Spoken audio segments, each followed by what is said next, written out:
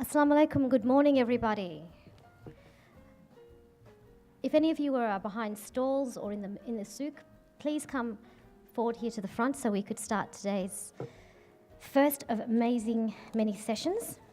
My name's Tasneem, I'm your MC for today, and this is day 2 of MOCAfest, which, as we promised yesterday, will be filled with discussions, film, soundscape performances, masterclasses, workshops, sharing circles, and ultimately culminating tonight in a soundscape concert with 9 of our MOCAfest artists, 9, performing at the plenary hall on the main stage. That'll be on this evening between 8:30 and 10:30, so don't miss that. I'll be plugging it as the day goes by.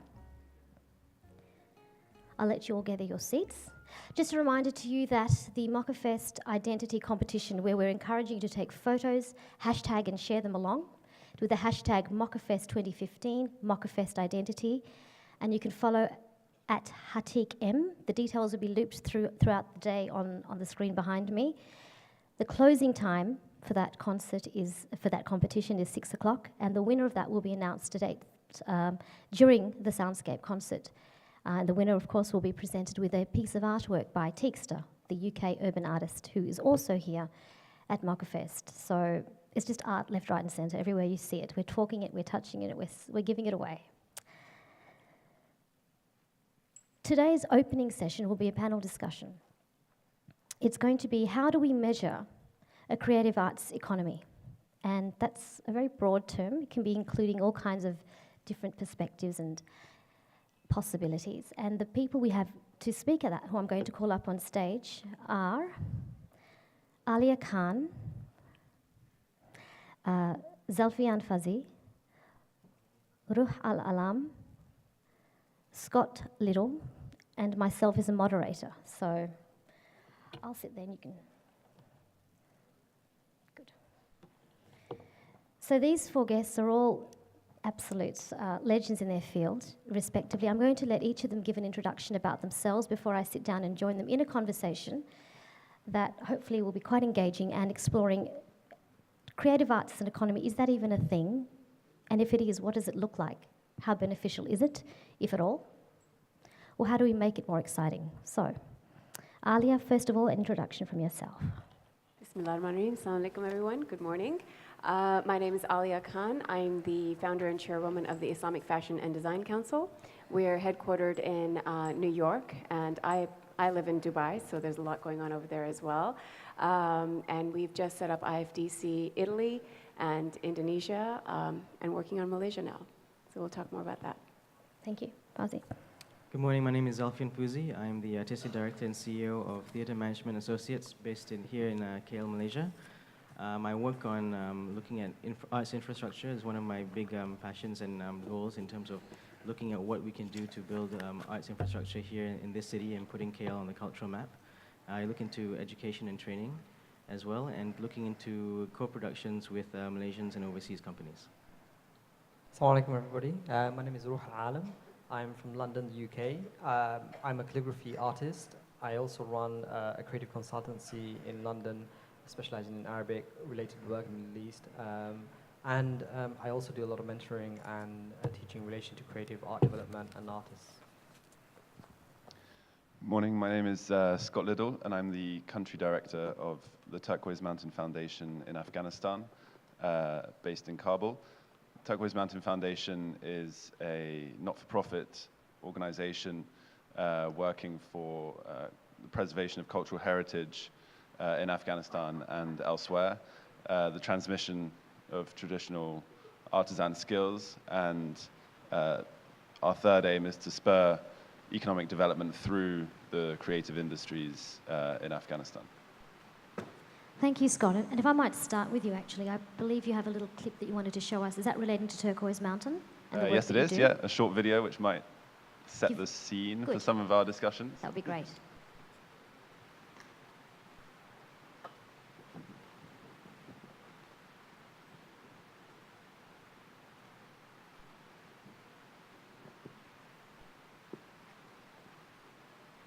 Seamless transition.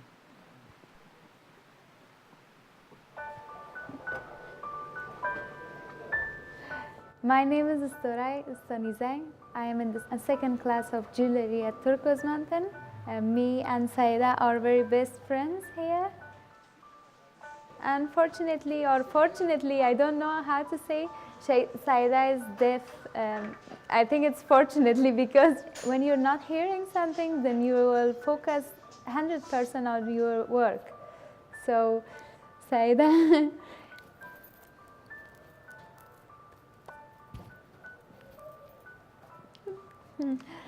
and she's so kind and really helped me in my works. She's so talented. I really like to make chain.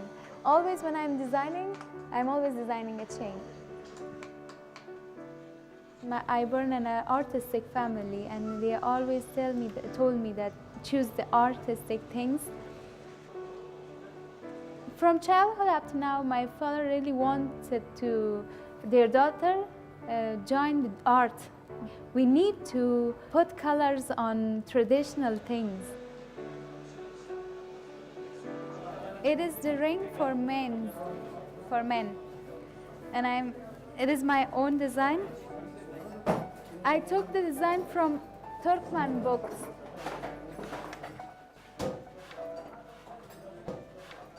We have problems, especially girls have problems here, but I can live. I have to continue my study, and I have to do the things that I want, and I have to be strong.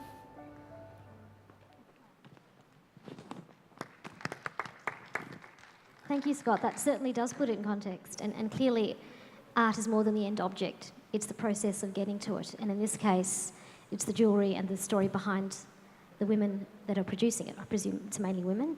Can you tell us a bit about why you believe, then, that creative arts in this regard is a valued economy in Afghanistan?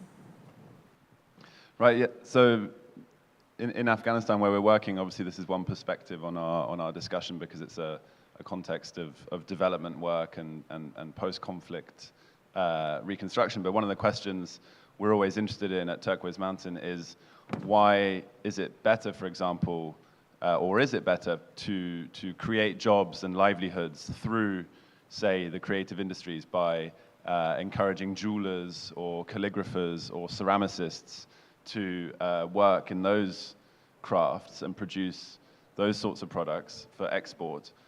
Is that better than, say, creating jobs by training lots of mechanics or lots of software developers?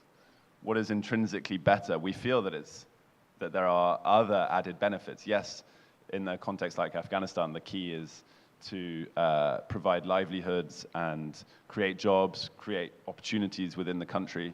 But at the same time, we feel that there are certain, perhaps more intangible elements to creating jobs for jewelers or woodworkers, for example, because they are engaged with the heritage of their country. It might be linked somehow to questions of identity.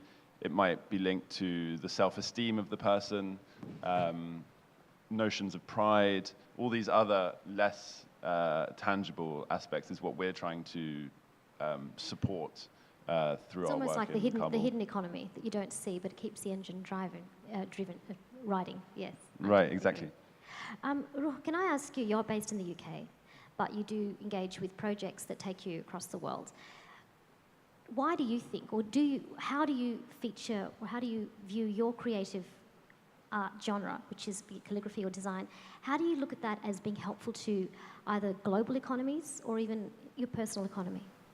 I think in a lot of ways, what I do in particular is try and bring a commercial aspect to some of the artwork, particularly when, as a calligrapher, I can then apply a lot of that in a commercial setting, in a scenario, through whether it's branding or sort of marketing design and so on.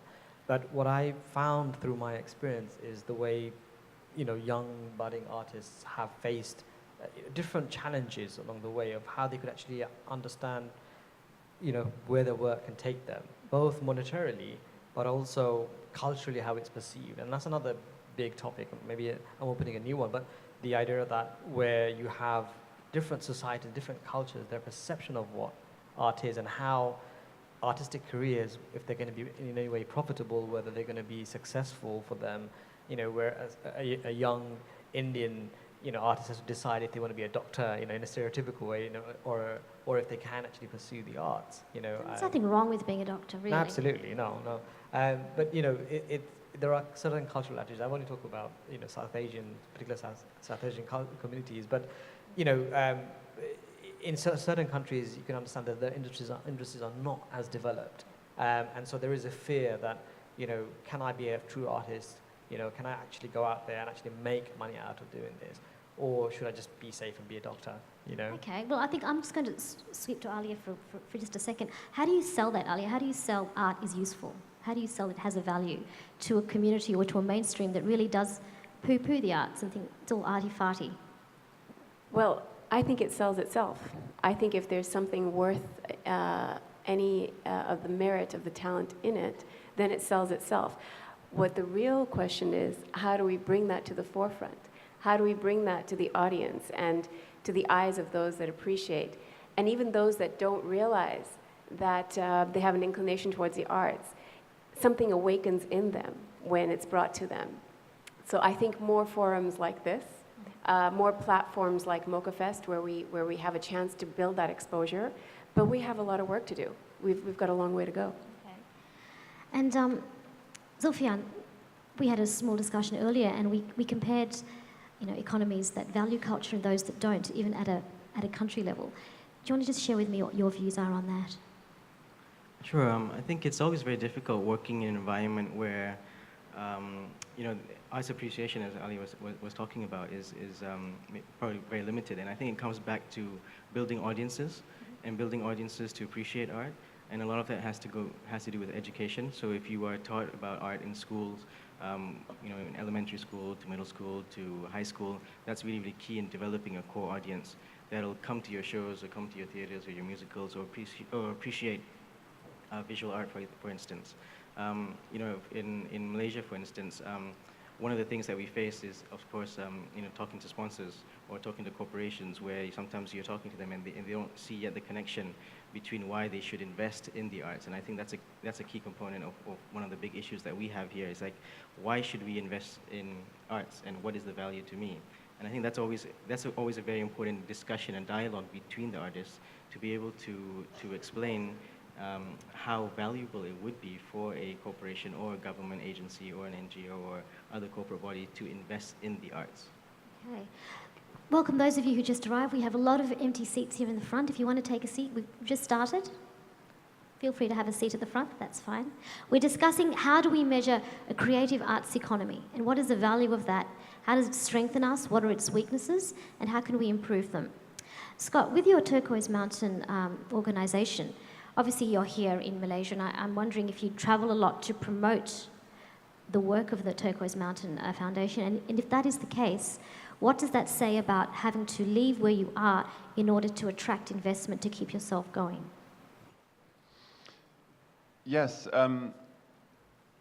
we do both people who sort of international employees of Turquoise Mountain who live in Kabul, like I do. We travel to take part in these kinds of events, to be part of the conversation on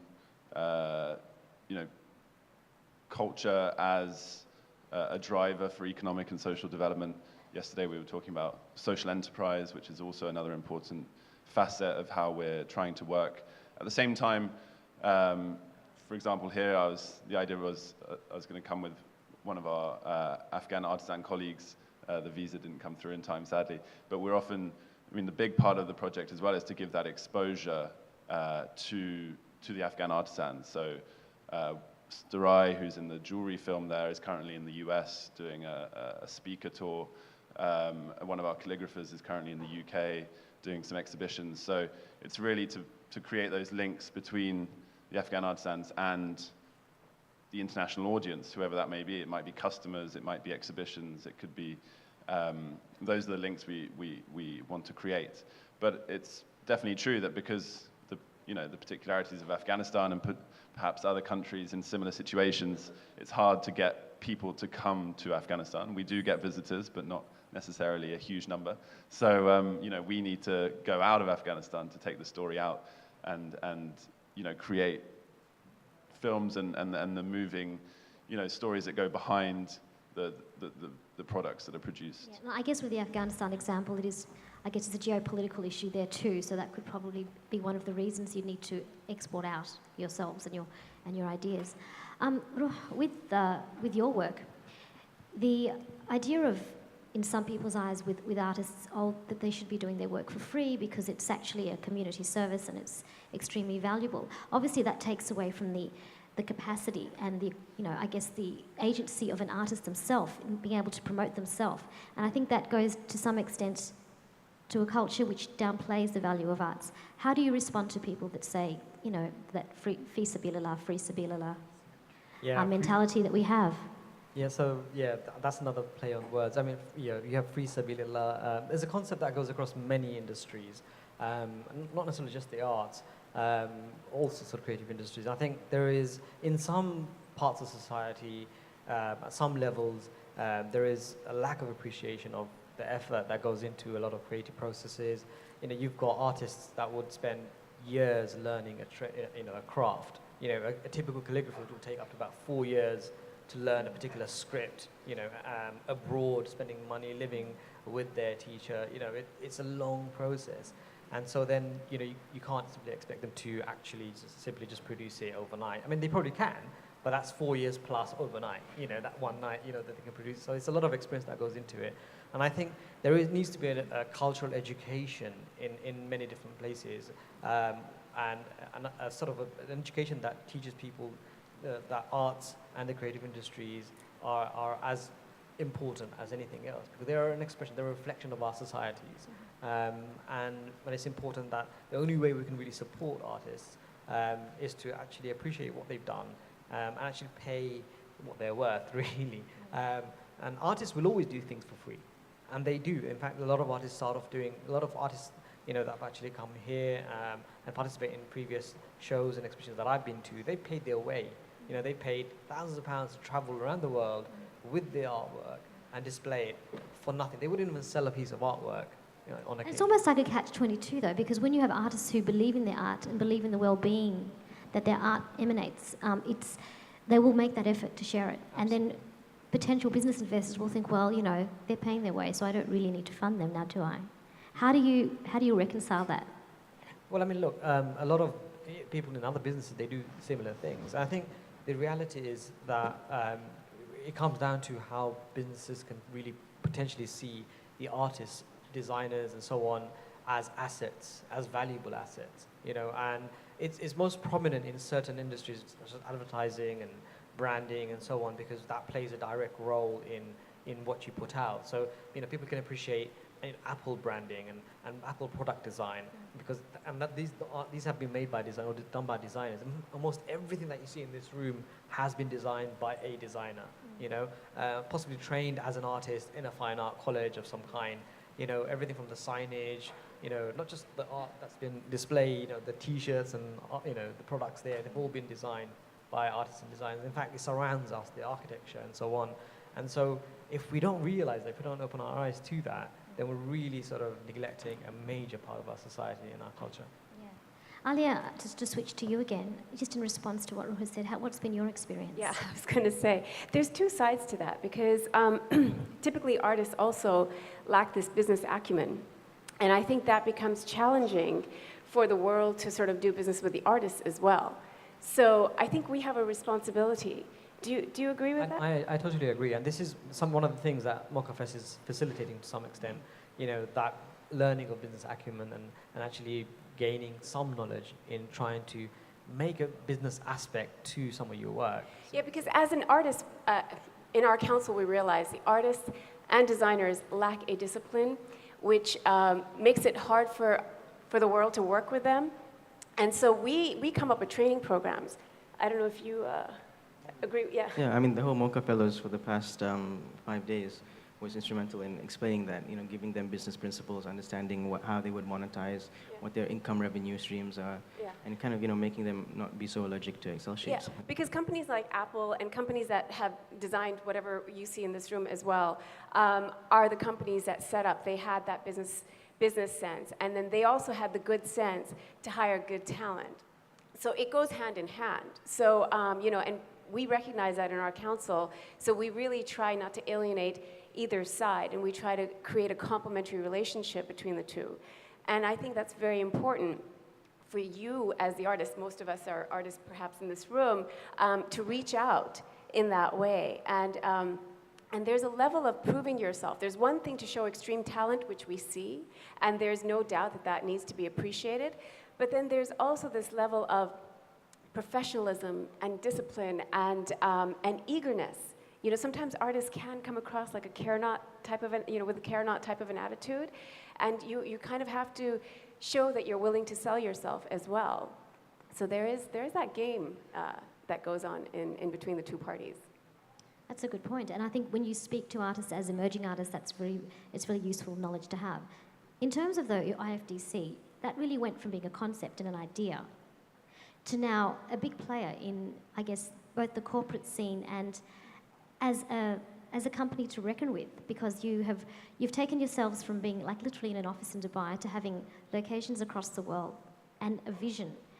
Can you just talk us through how that came to be? Because that's a classic example of having an idea about a creative art, be it modest fashion, and seeing that flourish to the extent that you're now an economic mover. I think what happened there was the concept was very simple. It was, we need a platform, we need a council as such that would build a platform to create initiatives and opportunities for the industry players, including the designers and the artists. And I think we just recognized that there is definitely immense talent, and there's definitely immense business. So, don't fool yourself for a second and think that the business isn't out there, because it really is, and the demand is huge. Even if you're just talking about fashion alone, if you read any of the reports, whether you see that it's a $96 billion market or a $500 billion market, the spending power is huge. So there is business for you guys. So even if you're an artist and not in fashion, you could be putting your great designs on textiles, on bags, on accessories, and there's a big demand for that. So what we were seeing was that there was this fragmented sort of disposition of the industries in both sides, the arts and in fashion. And we saw an opportunity. We saw an opportunity for the industry players, and we said, this can be done. And I think it was just recognizing that it is possible, and to be able to say yes to yourself, that this is going to happen, and we're going to create opportunities. And alhamdulillah, today we've got a lot of retailers around the world that are talking to us about placing designers and artists' work into their shops, not on consignment, on purchase deals. So that's like a huge win. And we're working with a lot of initiatives like Global Fashion Weeks, where IFDC is partnering, and it's historical in some senses, I suppose, because it's the first time that Islamic fashion and modest fashion is being taken seriously by the fashion weeks.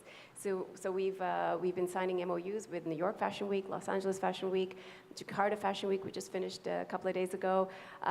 We're now talking to Mercedes-Benz Malaysia Fashion Week. So there's tremendous opportunity, and I think IFDC, hopefully, inshallah, represents a coming together.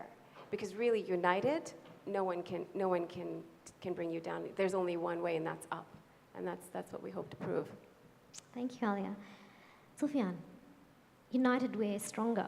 How do we merge the varying emerging artists who are caught in the disparate fields of film or photography or music or calligraphy? How do we bring them together or do we need to bring them together in order to actually then enhance their individual capacity, or should we be supporting individual genres? I think it's a combination of both. I don't think you can do either or. I think it works as a two-pronged approach. I mean, artists will always do whatever it is that they're passionate about on their own, with or without anybody's help. If they believe in their work, they will definitely go and push themselves and do whatever it is that they want. Of course, putting them together as a collective or as an organization or in some sort of arts council or grouping, of course, is very beneficial to represent a collective voice. And depending on who you're talking to, if you're talking to a government ministry or an agency and you're represented by a large group of artists, of course that means you have a very strong voice and you can demand and make requests. In other countries you have arts councils. Some countries you Well, don't. I was going to ask, I mean, which countries are doing it better when it comes to the governments being proactive in supporting arts, as opposed to the community having to rally and lobby and literally beg for money for their artistic programs? Yeah, I mean, I think, I hate to use the word beg because we really shouldn't be begging. I think the way artists communicate to different bodies should be that they should be investing, that governments or agencies or corporations should be investing in the arts, and there's a clear difference. I think we need to stop playing the victim, of playing, please help support me, I'm this lonely artist, and you should believe in me because my work is good, so there. So like, give me money. I think that approach has long been gone. I think we have to stop doing that, in fact. And I think if you have value, you have to represent that value, and you have to communicate that value to a company and saying, look, by investing in me, this is what I can bring as a return on investment. Have you seen that happen? I've seen it happen, especially in terms of my work, dealing with developers. Developers, for instance, now in Malaysia, whether they're building shopping malls or mixed retail development sites, are investing more and more into art spaces. And it's kind of become a trend now to have, art galleries or little open spaces for gallery spaces, or white box, black box, like Publica, for instance. And you can see that now more and more developers are doing that because they know that if they invest in the arts, the value and appreciation of the property around it increases.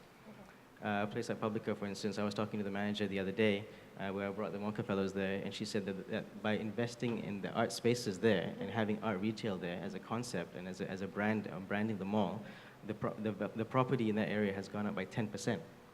So the appreciation is great for a developer. That's a great selling pitch. And Ruh and Scott, between the two of you, I mean, government investment versus philanthropic investment for the arts. Have you experienced both, and has there been a difference? Well, I've seen that in certain situations there have been significant improvements. I mean, I just wanted to make a point about what Sufyan was saying. In the UK, we've seen the government actually give tax cuts, to certain industries. Particularly, for example, a good example is the video game industry, so that the industry in the UK could then lift itself up to be in competition internationally with other industries. Situations like that really boost creative industries in general, and we've seen that in many other scenarios, and I think it significantly helps. Actually, in many ways, it's linked to certain things like tourism. Yes. Where Liverpool as a city, tons of galleries right now, and it's a cultural capital in the UK now, and it helps the tourism and improves many different aspects of society. And it's probably why also in the Gulf you see huge numbers of galleries and museums popping up, and it's a future investment for those countries. When the oil runs out. Sorry, but coming back to your point, I'll let Scott answer that, and then I'll take over. Well, again, Philanthropic versus government. I mean, when you're getting funded, is there a difference in the outcome of the art that you have to produce, or is it the same thing? Yeah, I'd say, well, in the Afghan context, unfortunately, there's no support really from the Afghan government for the arts yet, because sort of budgetary constraints. So the Afghan Ministry of Culture probably has the smallest budget of all the ministries in Afghanistan. But obviously, there's a lot of donor money in Afghanistan, and we as a foundation rely to a large extent currently on donations or on grant money from both private individuals and governments. But actually, the difference is that with the artisans that we support, we're not making grants to them. We're providing all sorts of other supports, such as workshop space, access to expensive machinery, access to raw materials, helping them access capital, access markets, and so on. But we don't actually give out any grants or money to artists, which we believe is a much better way to do it. And similarly with the inward investment to Afghanistan from donors, the interesting question, I suppose, well, for us and potentially for the arts more generally is, what kind of return should one be expecting on those investments? Should it be just purely philanthropic in the sense of, okay, it's a grant, it's a donation, I don't expect you to pay it back? Or are we looking for some blend of financial and social returns of some sort, or we might call it financial and creative or artistic returns? And this, I suppose, comes to the heart of the question of this panel, which is the measurement. So do we measure only in terms of the financial aspects, which is how we tend to measure an economy, or are there other aspects that are important? And I guess most of us believe that there are other important aspects, but the question is how to measure them and how to demonstrate them so that we can make a pitch to investors that says, yes, there's a part of this which will give you a financial return, but there's also another very important part, which is a non-financial return, but I can demonstrate it to you. Yes. And I mean, just to use Afghanistan as an example, if you're talking about handicrafts and traditional arts and crafts as a form of promoting economies, yes, there's a return that's monetary, but clearly with the women that we've seen, the self-esteem and the well-being of these women, you can't put a price on that. But sometimes you need to put a measurement on that to your funding bodies. How do you do that? How do you measure the aesthetics? Ruh, Alia, Sufyan? I think in many ways what you'll find is in society, as people get to initiate in the arts, so maybe with this young lady, she's significantly changed perceptions. And so within her community, people are starting to respect, what she's doing. I mean, there's one artist here, Hamza Fasiki. Now, he's from Morocco, and I love the fact that he is beginning to revive a craft that his father taught him. And he was saying that he's received occasional backlash from people in the sense that they're looking down at the work and saying, well, actually, it's not really, particularly potentially financially viable for you to do this, but he's carrying it, persevering. And then he's had a lot more positive reaction overall because people are starting to appreciate, again, their own cultural heritage. And so you have a natural rise in appreciation for identity, their own identity, and actually building of identity. And maybe in Afghanistan, after the turmoil of the last, 10 years or more, it might be a chance for people to really reconnect back to who they are, what they're made of in terms of their culture, their heritage, and their arts. And the arts does this the most. And again, it's hard to measure that, but I think you can probably see in some aspects where people are actually going back to producing a lot of this, these crafts and arts, opening shops again, that sell these sort of products, and maybe you might see a rise in tourism again, so you can probably eventually measure it, but and I think it does benefit society overall. Sufyan, do you? I mean, definitely. Yeah, definitely.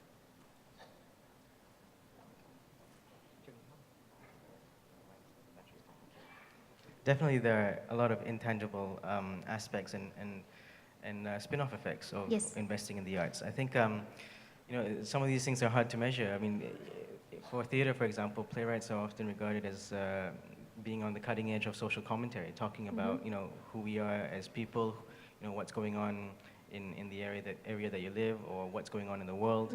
I think the maturing of being able to find your voice as an artist. So the more you engage with the people around you, engage with your society, you engage with your country or your city or the world, people are finding a way to express themselves. And that expression is really important to find out, or use the function of art as a reflection of who we are as a society. So I think these intangible aspects are hard to measure, but I think you can see them. I mean, without art, it's very hard to have a soul in your city. Yes, that's the soul of the city. That's right, Alia. Agreed. I think I'm a big believer in this spiritual, metaphysical value. I think everything has an energetic value. I genuinely do. I think when you lie your way through business or through anything or a relationship or in life, I think there's a value that you lose, and it's a loss that is measurable, but you kind of have to believe in it first to really understand that loss. In the same way, when you do something good and honest and true, as many artists do, and then you have that added value of helping someone's life improve, there's a metaphysical value to that gets directly applied to your business. And I can tell you that I've seen many examples. IFDC lives by these principles, and we really believe in giving back, paying back, and we see how that just sort of goes around in beautiful circles.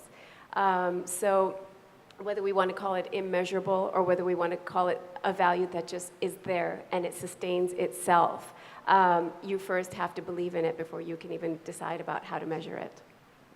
Thank you. I'm probably going to shoot one more question to the panel before I open it up to the floor.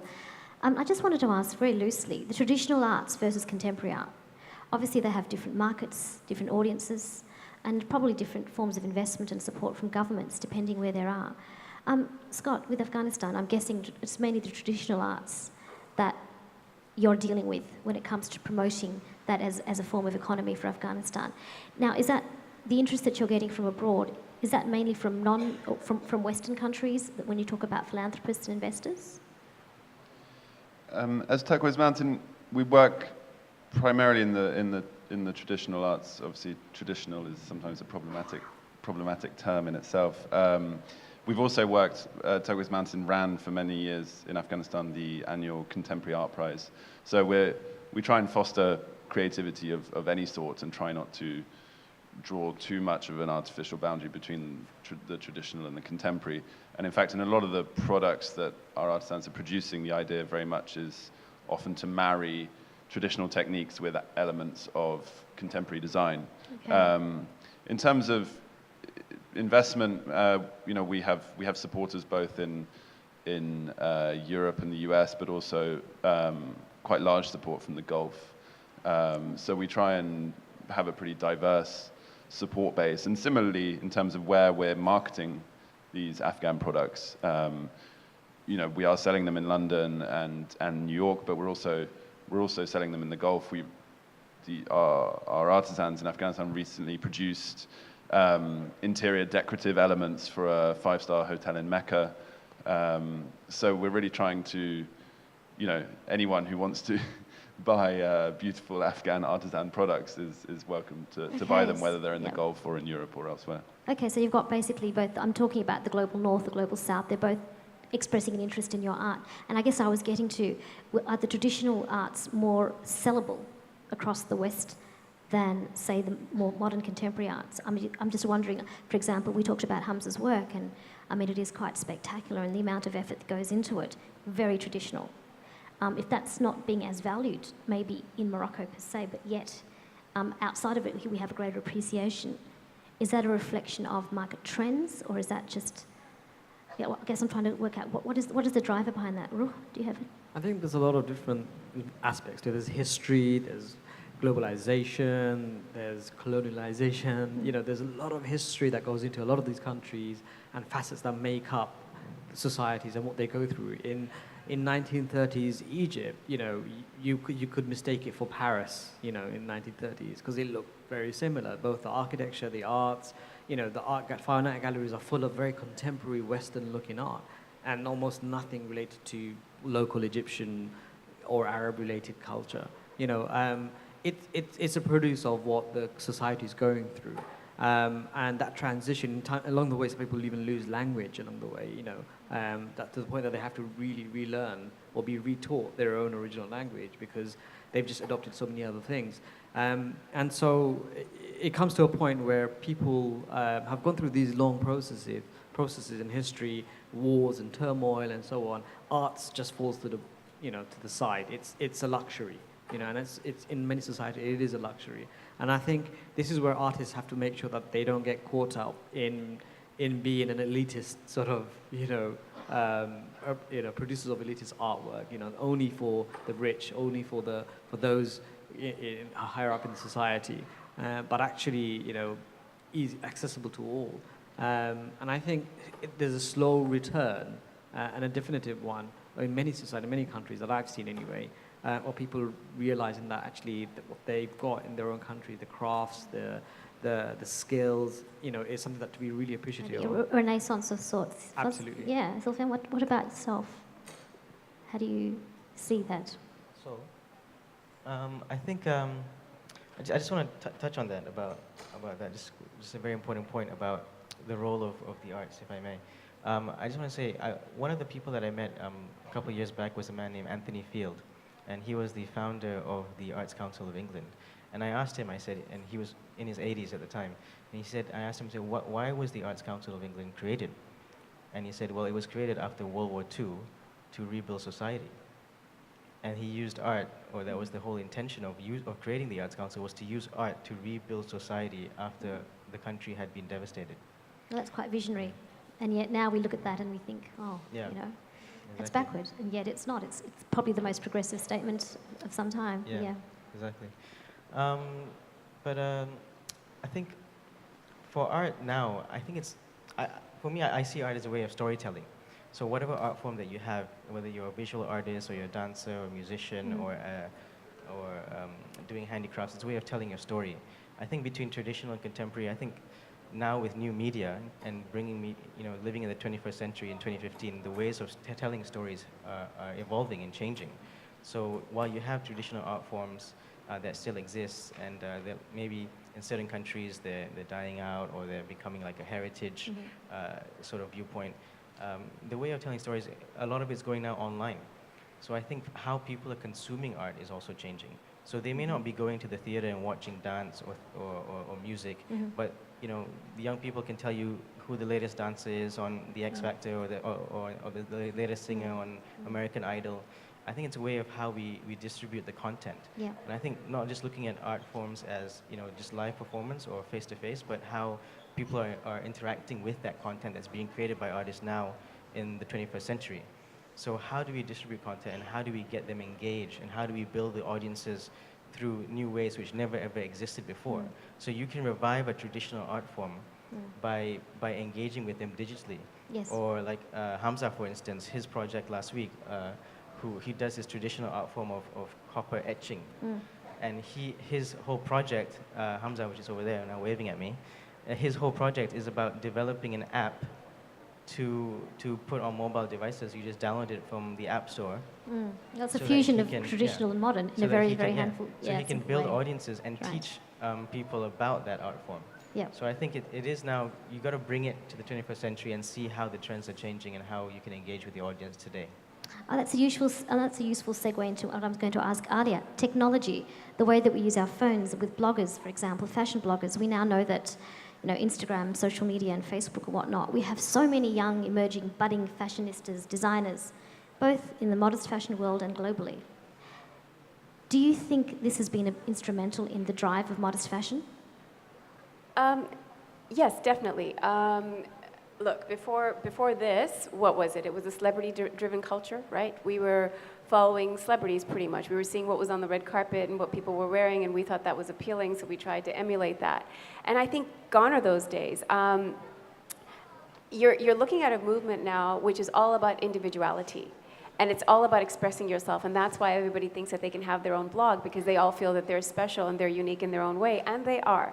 So what that's developing is a different culture altogether. And gone is the spiel or the lingo of what's in and what's out, what's this season, what's last season. I think that was a very 80s and 90s thing. People used to sort of follow trends, if you will. Now it's all about individual character and personalities and what appeals to you, and that goes back to your question about the art. Is it okay to still continue to do traditional art? Do people appreciate it? I think it really boils down to their own personal taste. And I can tell you that you cannot convince someone to buy art that doesn't appeal to them. So some people find traditional art very appealing, and I've seen homes where it's flooded with the most beautiful traditional art and not very much contemporary art, and that just speaks to their own personal taste. And it kind of flows into clothing too. It's the same set of rules for clothing. I can't convince you on how to dress, but as a council, it's my job to bring that selection and to bring that array of the most amazing possibilities within the realm of modest parameters to you, and the rest is up to you to choose what speaks to you the best and what represents you in the best way. And I guess whether it's traditional or whether it's cutting edge modern, there's a market for both.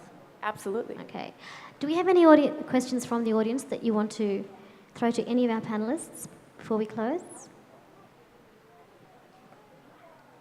Look, I just wanted to point out, Scott, you have a table in the foyer with various items or handicrafts from the Turquoise Mountain jewellery items, is that correct? Yeah, mainly jewelry and also some woodwork, all handmade in Right, so I'd Afghanistan. encourage you to actually see that handicraft. It's quite exceptional and all handmade. Yeah, all handmade, and handmade. all the raw materials are also from Afghanistan, so the semi-precious gemstones, walnut wood, etc. Yeah, no, actually, we do have a series of stalls across the foyer of a lot of handmade items per se. Again, promoting the style of so many local artists and obviously imported artists that we have here at MOCAfest. There's some incredible attention to detail, and I think, you know, Zulfian mentioned, art is storytelling.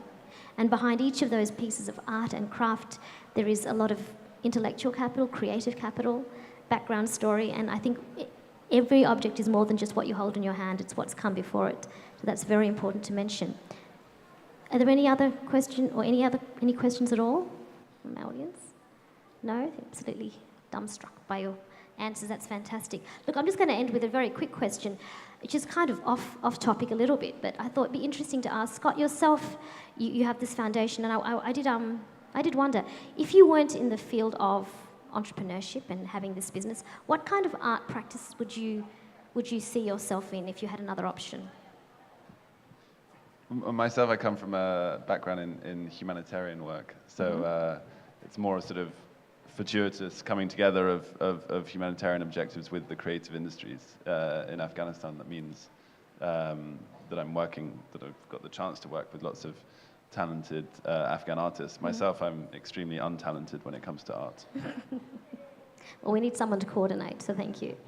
And Ruh, if money and economy were no object at all, what art form would you pursue to your nth degree? I don't know, interpretive dance. I don't know. Interpretive dance. Well, you've got the look going on, so. No, I think, I think Sufyan mentioned earlier, nothing's going to stop an artist doing, you know, his or her work, and nothing ever should. And you don't need to be told by somebody or motivated by somebody else. Yes, some artists are moody in the sense that they work at certain times of the day or certain types of motivation is needed, but reality is they're driven, and they're driven to produce stuff. And so I know I jump from one type of project to another, whether it's building something by hand, filming something or doing photography or whatever.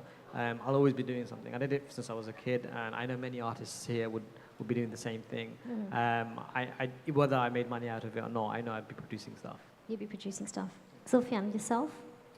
I think for me, I think increasingly as I get older, I'm more and more interested in architecture. Actually, also because of my work dealing with a lot of developers and looking at arts infrastructure, seeing how you actually create the building blocks of arts infrastructure in communities, in developments, and how do you mix that in together with retail and shopping and hotels and housing and things like that. I think that's really, really fascinating, and how it can actually be a hub or incubator for the creative industries and affect the societies that live in that area. It's interesting, all three of your answers so far all link back to well-being as well. Alia, what's your hidden creative artist say? I don't know about any hidden creative artist in me at all, actually. I think I'd be a sculptor of minds. I think I just, if I weren't doing this, I love teaching, and I love our training programs. I love partaking in developing training programs and mentoring. So that would probably be my natural next fit. Well, clearly this panel they're all career creatives. I'd like you to thank Scott, Ruh, Zulfian, and Alia. Please make them a big thank you. Thank you. And just a reminder to you that the stall that Scott has of Turquoise Mountain produce is out in the foyer, and I'd encourage you to have a look at that. We start our next session in 5 to 10 minutes, so please do come back for that. Thank you.